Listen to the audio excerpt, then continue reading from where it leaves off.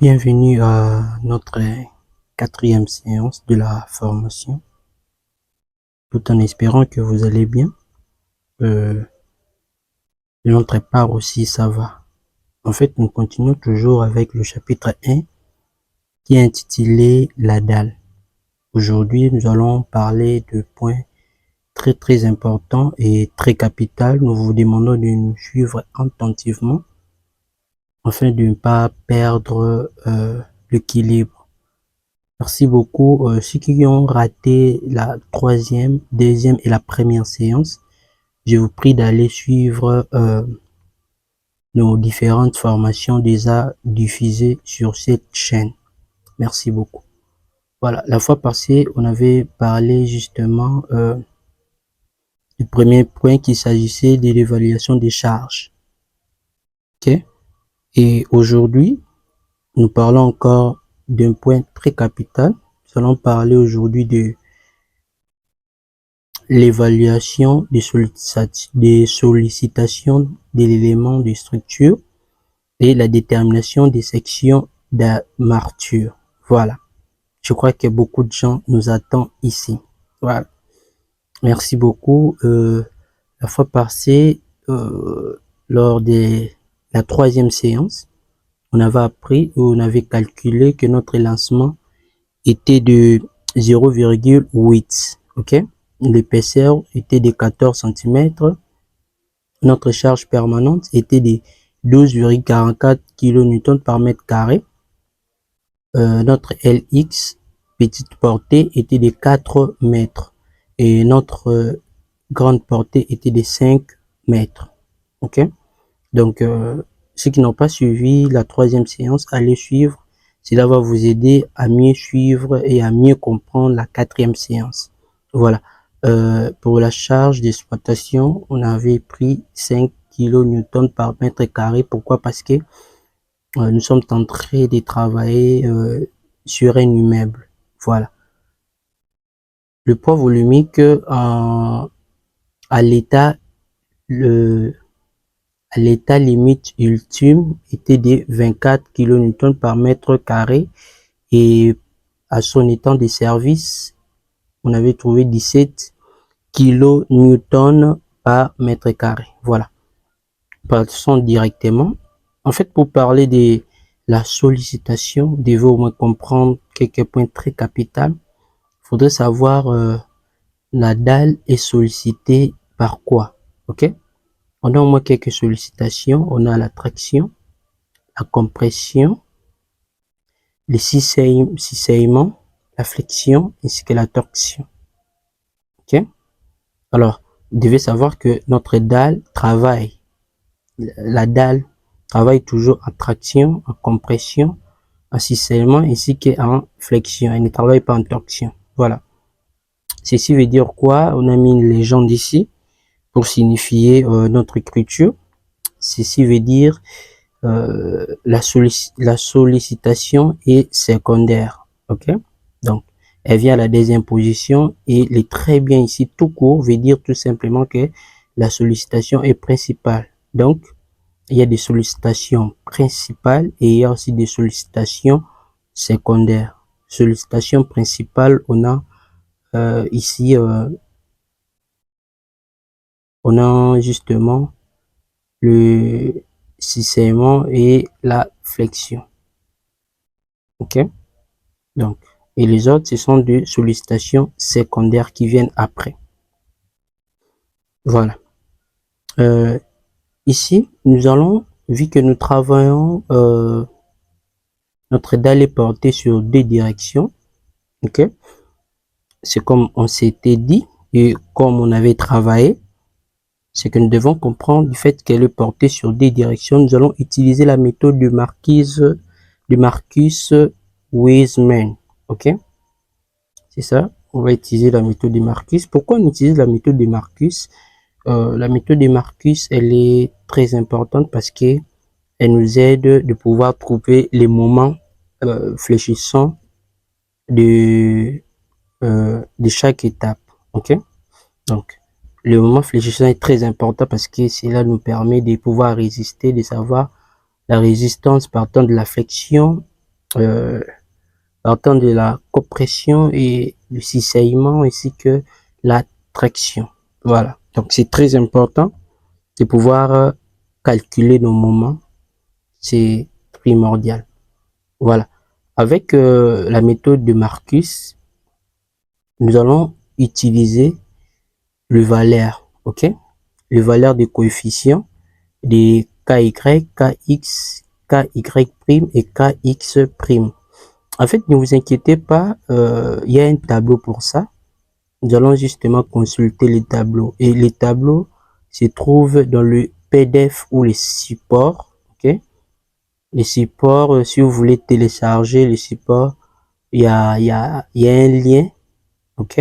Il y a un lien dans la description de la vidéo. Il suffit justement de cliquer et vous aurez l'accès à pouvoir télécharger. Donc, il faudrait justement préparer une petite somme là pour pouvoir télécharger cela. Donc, ça vaut d'ailleurs rien du tout. Donc, c'est pour nous très bien. Téléchargeons cela car cela va nous aider à pouvoir mieux comprendre et à pouvoir évoluer dans notre formation. Voilà. En fait, avant de pouvoir consulter le tableau de Marcus, ok? Qu'est-ce que nous allons faire? Nous devons trouver d'abord, je mets ça ici bêta. Bêta. Mais dans d'autres livres, on parle aussi de alpha, ça dépend. Voilà, Marcus nous propose l'inverse, ok? Il nous dit de prendre la grande portée divisée par la petite portée. Donc, là, c'est Marcus. La méthode de Marcus que nous sommes en train d'utiliser. Donc, elle est en train de nous conseiller de pouvoir prendre la grande portée divisée par la petite portée. Or, notre grande portée était de 5 mètres divisé par 4 mètres, ce qui nous a donné 1,25 tout court. Ok? Donc, nous allons arrondir à 1,3. À 1,3. Ok? Donc, nous avons arrondi à 1,3. Maintenant, cette valeur, à quoi nous sert cette valeur ici? Voilà, la valeur ici est très importante parce que c'est cette valeur qui va nous aider à pouvoir trouver les KY, les KX, les KY' et les KX' dans le tableau. Ok? Voilà. Admettons que nous travaillons sur une dalle appuyée sur 4 côtés. Ok? Voilà. Je vais prendre les tableaux et vous allez comprendre. Voilà le tableau. On appelle ça abac de Marcus Wiseman. Voilà. Je crois que je pèle bien les noms. Hein? C'est un peu ça. En fait, il y a les tableaux qui est là. Et dans ces tableaux, c'est que nous devons comprendre le premier point ici. Il y a la dalle qui est appuyée sur 4 côtés. Ok? Donc, il n'y a pas d'encastrement. Cette dalle ici n'est pas encastrée. Ok? Donc, tous les 4 côtés. Deuxièmement, il y a ce qu'on appelle dalle encastrée sur un côté et simplement appuyée sur les 3 autres. Donc, il y a un encastrement ici. Vous voyez très bien. Il y a un encastrement ici et les 3 autres côtés sont libres. Ok? Ou simples. Voilà. Il y a encore ici, il y a des encastrements. Il y a des encastrements ici et les 2 autres sont simples. Ok? Voilà. Ici aussi, il y a des encastrements, mais attention. Premièrement, ici, c'était dalle encastrée sur 2 côtés non opposés et simplement appuyée sur les 2 autres. Ok? Mais ici, dalle encastrée sur 2 côtés non opposés et simplement appuyée sur le désordre. Ok? Voilà. Donc, c'est un peu ça. Alors, ce que nous devons encore évoluer, pardon. Il y a ici 3 encastrements. Il n'y a qu'une seule partie qui est libre. Ici, il y a 4 encastrements. Donc, on parle de la dalle est encastrée sur 4 côtés. Ok?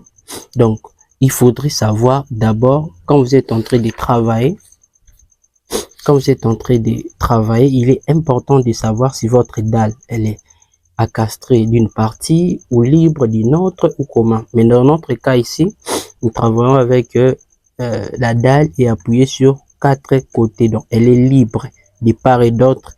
Il n'y a pas d'encastrement. Je crois jusque là, ça va. Voilà, maintenant nous allons utiliser, on avait trouvé notre valeur ici de 1,3, 1,3 notre bêta. Voilà, le bêta est ici. Le bêta est là. C'est cette valeur ici. Vous voyez bien qu'ici il y a le K, ok, KX, KY, KY prime et KY et K prime X et K prime Y, ok. Alors, la valeur qu'on avait trouvée, on va le consulter ici. On avait trouvé 1,3. Venons, cherchons 1,3. Bon, ah, voilà, 1,3 est là. On va prendre la valeur de KX de 0,02 et la valeur de KY de 0,056. Donc, je vous prie vraiment de télécharger le PDF parce que sans ces tableaux ou ces tabacs de marquise, il vous sera tellement difficile pour pouvoir calculer ou dimensionner.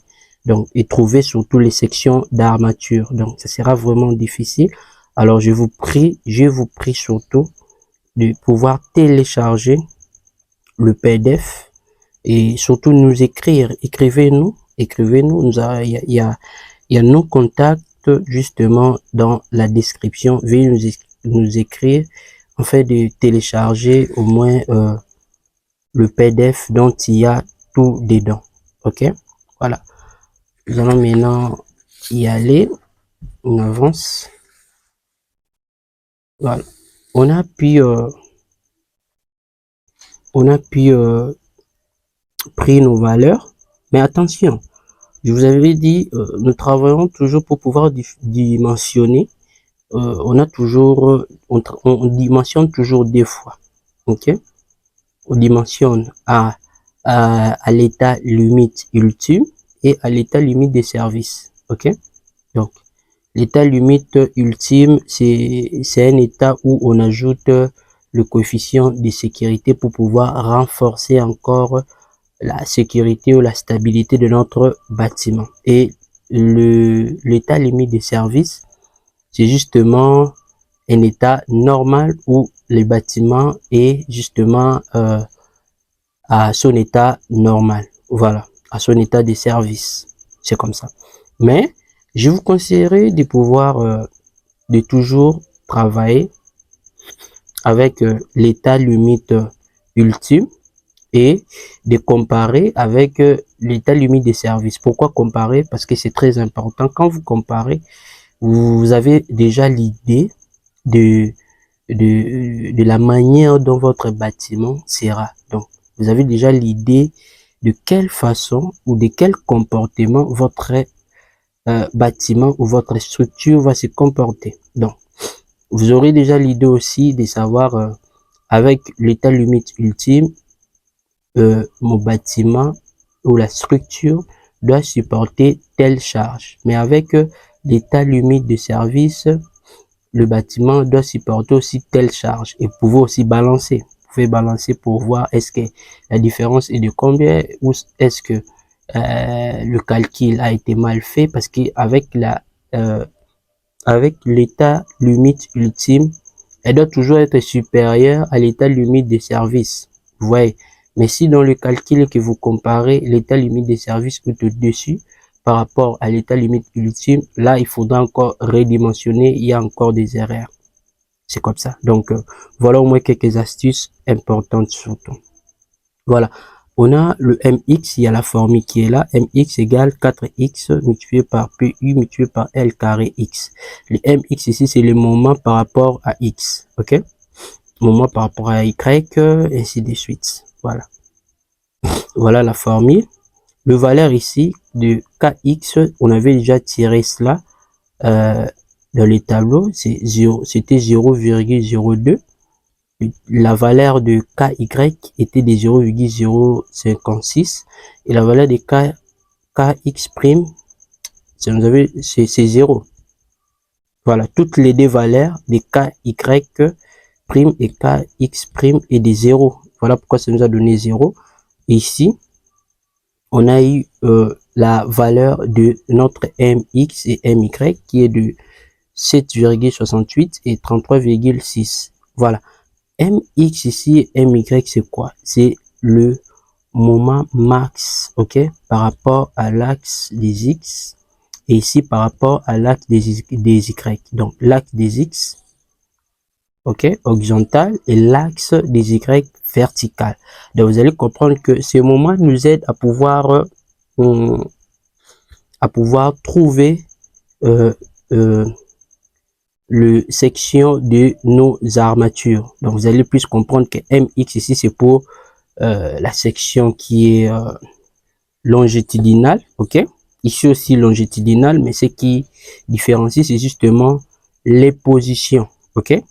Ici c'est horizontal et de l'autre côté my c'est vertical. Donc ça vous donne déjà l'idée de nos armatures, de leur disposition. Voilà. Passons maintenant au calcul d'armature. On doit d'abord trouver l'armature entravée, ok. C'est ce que vous venez de dire par rapport à x. D'accord?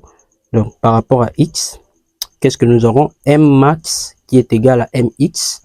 C'est notre M max que nous allons utiliser ici, qui est de 7,68 kilonewton mètre. Voilà. On va prendre, il y a maintenant du préalable à savoir le B qui est égal à 1 mètre, c'est unitaire. C'est la largeur de la dalle. Pourquoi on a utilisé 1 mètre? Voilà. On a pu utiliser 1 mètre parce que notre largeur ici de la dalle, la largeur normalement est de 4 mètres. Ok?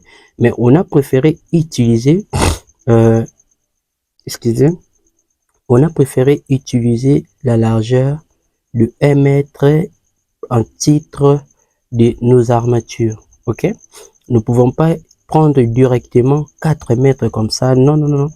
Parce que cela va tellement nous perturber dans le calcul des armatures, pouvoir savoir les dispositions et le nombre des armatures. Ok? Voilà pourquoi nous avons eu 1 mètre comme étant unitaire. Ok? Et après, à la fin, nous allons multiplier justement par la réponse trouvée. Nous allons la multiplier justement par 4 mètres ou soit la largeur prévue. Ouais, mais on utilise d'abord 1 mètre. Pourquoi? Parce que ici, il y a, vous savez, quand on place les armatures, ok, les armatures, il y a des distances, ok, il y a l'espacement entre les armatures, tout. Maintenant, ces espacements-là, nous ne pouvons pas directement considérer 4. On doit considérer la largeur, une largeur qui est unitaire, qui va nous permettre d'avoir l'idée de nos dispositions ici dans la dalle. Voilà pourquoi il est conseillé de prendre 1 mètre. Ok? Voilà, largeur de la dalle. Après cela, on va prendre le 2 qui est la hauteur utile. Ok? Hauteur du plancher, s'il vous plaît, de la dalle. Ok? Qui est là. Après cela, qu'est-ce que nous aurons? Nous aurons les H. H ici, c'est... On avait déjà trouvé ça, non? On avait déjà trouvé ça. Et c'était des 0,14. Ok? Donc, 0,14 qu'on avait trouvé. Très important. Surtout. Voilà. Donc, on avait dit que le H, c'est quoi encore? Les H, on avait dit... le H, c'est... bon. Rappelez-nous, hein, je viens d'oublier. Vraiment. Mettez-nous dans le commentaire. Si les H, c'est quoi? L'épaisseur, voilà. L'épaisseur de la dalle. Voilà, ça arrive parfois. L'épaisseur de la dalle qui est les H, à ne pas oublier. Et les A, c'est l'arrombage. L'arrombage, c'est quoi? Bon, l'arrombage, c'est justement l'espace, ok? L'espace qui sépare les armatures et le sol,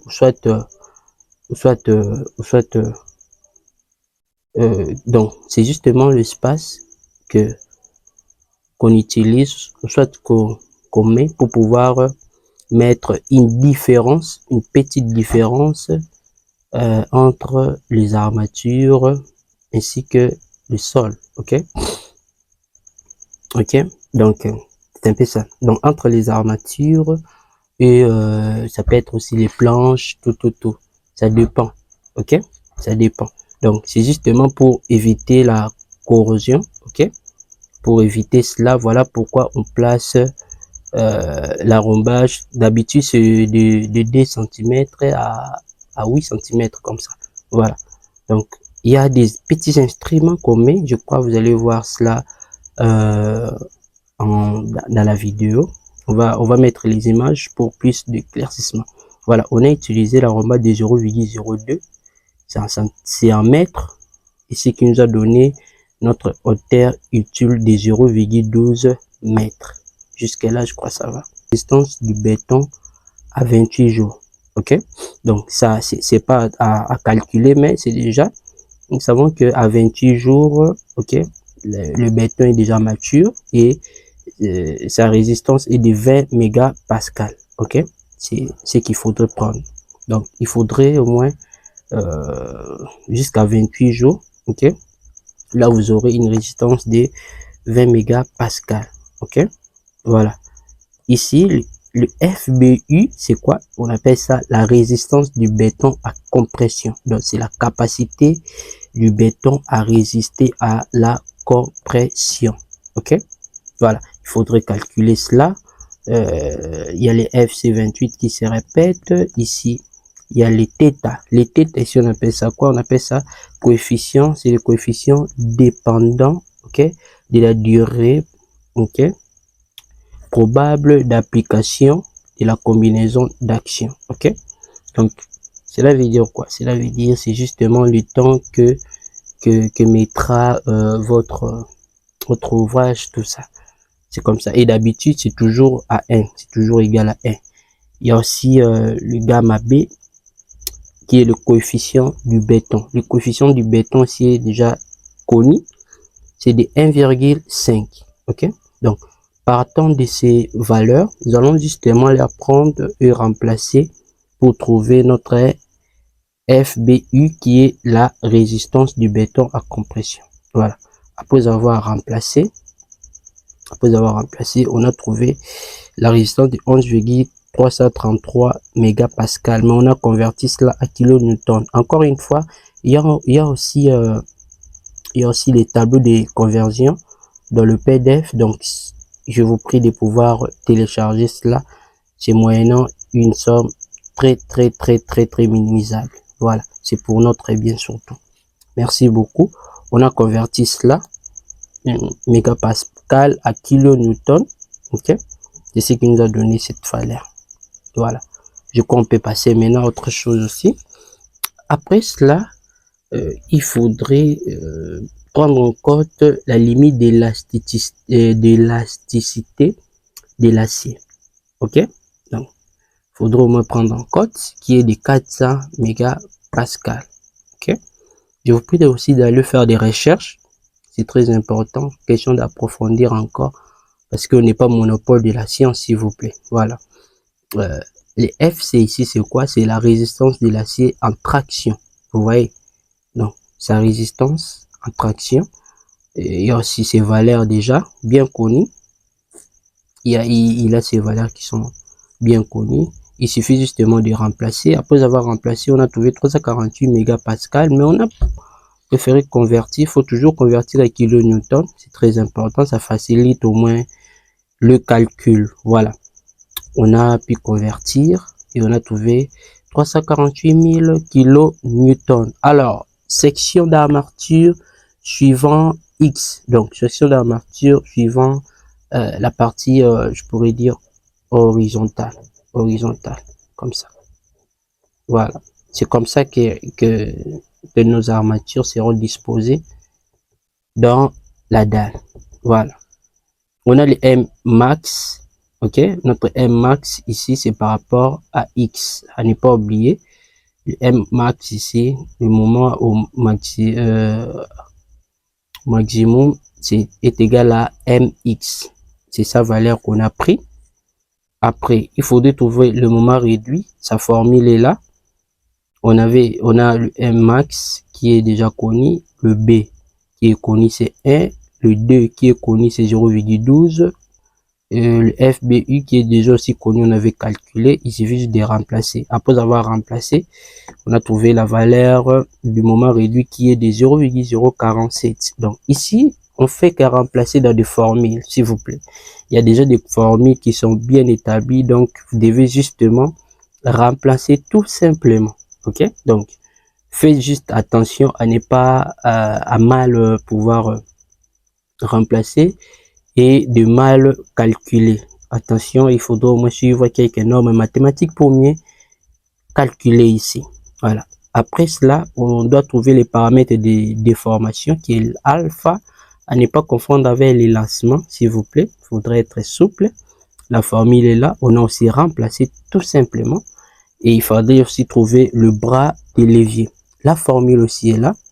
On a remplacé et on a trouvé une valeur des bras de levier qui est égale à 0,117. 0,117, on peut s'arrêter ici. Et on a arrondi, au lieu de 0,11, on a arrondi à 0,12 mètres. OK? En centimètres, on donne 12 centimètres. D'accord? Voilà. Donc ici, je répète, il faudrait justement remplacer. Ici, on ne fait que remplacer dans des formules qui sont déjà bien établies. Voilà. Après cela, on a la section d'armature. La section d'armature, donc la manière dont j'ai classé au moins le sujet, donc c'est aussi la manière dont vous allez aussi vous en servir pour pouvoir calculer. Donc il faudrait suivre cette logique. Il faut pas sauter. Non, je trouve d'abord la section d'armature en avance et puis je vais encore trouver autre chose. Ça ne passe pas comme ça. Ça se passe pas comme ça. Et ça sera tellement difficile, vous allez vous embrouiller pour rien. Voilà. Section d'armature, AS, section d'armature. La formule est là. Tout ça, il faudrait justement aussi remplacer. Donc, on sous-entend, c'est comme si c'est une méthode de substitution. Ceux qui connaissent au moins travailler la mathématique, ils comprennent quand je parle de méthode de substitution. Donc, cela veut dire quoi? Cela veut dire on trouve une valeur pour venir remplacer dans une autre. OK? Ici. Donc, on a trouvé le moment max, on a trouvé le bras de levier pour venir remplacer ici. Donc, si vous ne trouvez pas le bras de levier, il sera tellement difficile pour venir remplacer ici. On a remplacé, après avoir remplacé, on a trouvé la réponse qui est là à mètre carré. Et on a converti cela en centimètres carrés parce que notre section sera centimètres carrés. Cela va nous aider à pouvoir mieux voir dans les tableaux des armatures. Voilà. On a 1,8 cm². C'est la section théorique. C'est quoi la section théorique? C'est une section dont, quand vous avez, donc, tout simplement, théoriquement, non? Donc, vous avez pas encore, vous avez justement travaillé cela comme ça sur papier. Donc, cela ne prouve pas à suffisance que c'est la bonne valeur ou comme. Donc, ça prouve pas que c'est la bonne réponse ou c'est la valeur exacte parce que c'est une section théorique. Donc, ça peut être modifié, ça peut être aussi remplacé. C'est ça. Voilà. Maintenant, du fait qu'on a trouvé 1,8 cm², ok, on doit maintenant, aller vérifier, ok, on doit maintenant aller vérifier dans le tableau d'armature. Le tableau d'armature qui est là. Ça se trouve aussi dans le PDF. Je vous prie d'aller télécharger cela pour pouvoir mieux travailler vos sections. Voilà. On avait trouvé 1,8 cm². On doit vérifier dans les tableaux où se trouve 1,8. Voilà. 1,8. Malheureusement, il n'y a pas 1,8, mais on peut prendre la valeur qui est au-dessus de 1,8. Il y a 1,98. Donc, on peut aussi l'utiliser. Alors, ici, qu'est-ce que vous devez comprendre? Ici, c'est la section réelle d'armature. OK? Donc, on a la section théorique, mais ici, c'est la section réelle. La section théorique nous aide à pouvoir faire sortir la section réelle d'armature après avoir consulté les tableaux d'armature. OK? C'est très simple à savoir. Ici, on a le nombre d'armatures, le nombre d'acier que nous devons utiliser. Et ici, ce sont leurs diamètres. Donc, si on parle barre de 6, barre de 8, barre de 10, barre de 12, barre de 14, ainsi de suite. Donc, ici, ce sont des diamètres. D'accord? Et ici, ce sont les valeurs qu'on avait pu trouver comme étant de la section théorique. Donc, il faudra au moins les chercher ici. Donc, si du fait que notre 1,8 ne se trouve pas dans le tableau, on peut prendre la valeur qui est au-dessus, qui est 1,98. Alors, pour 1,98, vous allez voir, c'est 7 nombre de barres, 7 barres, allez, 7 barres, mais quel diamètre? Il faut venir ici, pas jusqu'à la fin, 6. Donc, on a 7 armatures, ou soit 7 barres de 6.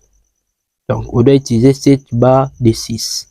Mais attention, c'est pas fini. Il y a une remarque à faire. Notez bien, Bael fixe la section minimale, ok, de barres dans la dalle à 2,01 cm², soit 4 armatures de 8 comme diamètre. Donc 4 barres de 8, ok, par mètre. Vous voyez un peu ça. Donc, on va revenir pour expliquer. Donc, on était en train de dire que Bael, selon le livre Bael, c'est un livre très important. Je vous prie aussi d'aller le télécharger. Je ne sais pas si vous